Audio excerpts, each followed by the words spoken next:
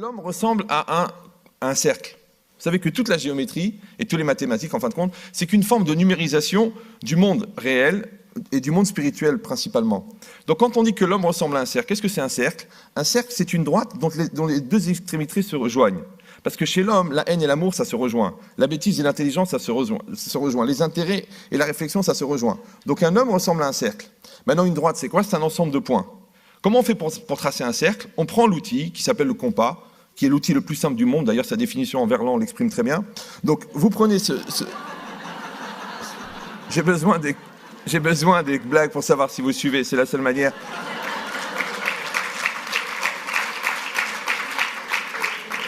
Puisque des fois, on peut arriver à parler avec des gens qui ont une telle capacité de dormir avec les yeux ouverts qu'on ne peut pas savoir s'ils réfléchissent ou s'ils digèrent. Donc, ici, c'est marqué un compas. Qu'est-ce qu'on fait? On prend un compas, on prend une feuille, on pointe le compas, on trace la feuille. Maintenant, le compas, il a une spécificité, c'est qu'il a deux pointes. Une pointe qui pointe, mais qui n'écrit pas, et une pointe qui écrit, mais qui ne pointe pas.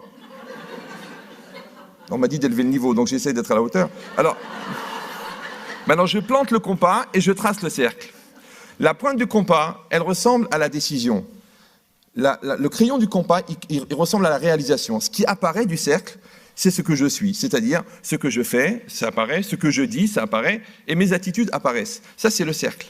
Maintenant, je peux grandir le cercle. Il suffit d'allonger le bras. Ça s'appelle le cercle d'influence. D'accord? Mais il faut planter le compas.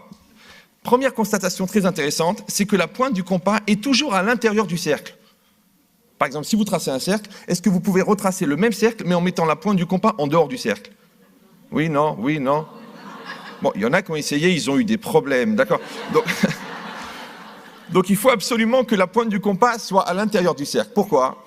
Parce qu'on a dit que la pointe du compas, c'est la décision. Si la pointe du compas est en dehors du cercle, ça veut dire que moi, je vais exister grâce à ou à cause de quelqu'un, mais jamais moi. C'est moi qui dois tracer mon cercle. Mais je plante le compas, je trace le cercle.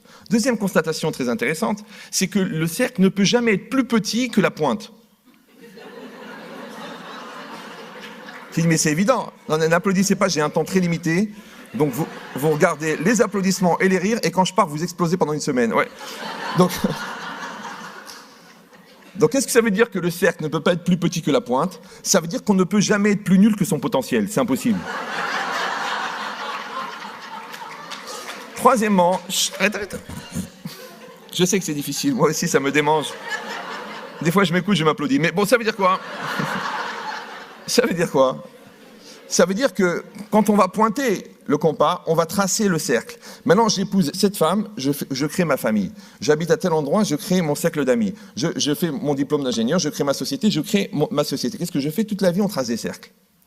Maintenant, c'est impossible de tracer un cercle à main levée. Il faut un compas. On a dit le compas, c'est quoi? C'est la structure. À l'intérieur, il y a une très très forte décision, et ça va être la pointe du compas. Il va y avoir le crayon. Maintenant, je vous dis la vérité, il y a des gens, leur compas, il y a deux pointes. Alors eux, quand ils se plantent, ils ne bougent plus. Et s'ils veulent faire exister, ils sont obligés de déchirer tout ce qu'il y a autour. Il y a le contraire. Il y a des gens, leur compas, il y a deux crayons. Ils n'arrivent pas à faire un cercle. Parce qu'à chaque fois qu'ils essaient de faire le cercle, ils tracent un deuxième cercle. Ça, c'est des gens qui ont une double vie, ceux-là. Une vie à la maison, une vie au travail. Une vie dans leur couple, une vie en dehors du couple. Les gens compliqués. C'est des gens qui conjuguent le verbe aimer au pluriel, sont très dangereux. Et tout le monde sait que quand l'adulte erre, l'enfant paraît. Alors, qu'est-ce qui est marqué ici? Ça veut dire quoi? Ça veut dire que toute la vie, en fin de compte, on va tracer des cercles. Maintenant, le problème, c'est que quand on enlève le compas, le centre du cercle ne se voit plus. Toute la vie, on cherche le centre du cercle. Et c'est ça la connaissance de soi. Pourquoi? Parce qu'on a appris à l'école, ça s'appelle le rayon. On sait que la distance entre le centre du cercle et le point du cercle est toujours à la même distance. Maintenant, la connaissance du lien de traçabilité entre le centre et le point s'appelle la connaissance de soi. Donc j'ai fait ça, je sais pourquoi. J'ai dit ça, je sais pourquoi. J'ai rigolé, parce que c'est marrant. J'ai pleuré, parce que j'ai eu de la peine. Maintenant, s'il y a un décalage entre mon être intérieur et mon être extérieur, alors on dit en français que je ne suis pas moi-même, je ne suis pas moi-même. Si je ne suis pas moi-même, je suis qui? C'est pour ça qu'en français, le mot personne et le mot personne, il a deux sens. Ouais. Maintenant, je ne peux pas exiger le respect qui est dû à la personne quand moi-même je pense que je suis personne. Maintenant, la personne, elle vient, Elle me dit, vous savez, monsieur le rabbin, j'ai une angoisse. Moi, ma pire angoisse, ça serait d'être seul sur une île déserte. Je dis, mais écoutez, madame, c'est impossible que vous arriviez sur une île déserte, puisque quand vous y arrivez, elle n'est plus déserte. Elle me dit, non, mais c'est pas ça le problème, c'est que c'est l'angoisse de se dire, voilà, je suis seul, il y a 10 mètres de sable, un palmier, et je suis seul sur une île déserte. C'est traumatisant, c'est angoissant de se dire, je suis seul sur une île déserte. Je dis, mais madame, vous n'êtes pas sur une île déserte, puisque vous êtes là. Elle me dit, il comprend rien, le rabbin. J'ai très bien compris, madame. Je vais juste vous expliquer qu'il y a des gens, quand ils arrivent sur une île déserte, l'île, elle est encore déserte, parce que personne n'est arrivé. Donc maintenant, si moi, je ne me donne pas les moyens d'exister, et c'est ça, exister. Exister, c'est être à l'extérieur. C'est exister. Si je ne me donne pas les moyens d'exister, eh ben, je ne vais pas exister. Maintenant, si je n'existe pas, et c'est possible, maintenant, je vais vivre, je vais manger, je vais dormir, je vais digérer, je vais mourir, je vais faire des choses, ouais, mais je n'existe pas.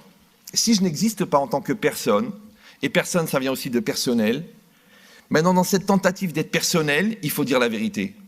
Celui qui ne dit pas la vérité, quand il est personnel, il ment. On appelle ça en français personnellement. D'accord ? Mais alors, si moi j'ai réussi à être moi-même, c'est-à-dire que mon être intérieur et mon être extérieur sont les mêmes, alors ça va aller très bien dans la vie. Pourquoi ? Parce que c'est quoi la joie ? Tout le monde se pose la question, la joie, le bonheur, la sérénité. Je pense que vous faites des séminaires, des choses comme ça, dans ce but-là. La logique, c'est très simple. La joie, d'après la définition de la Torah, c'est la satisfaction d'être.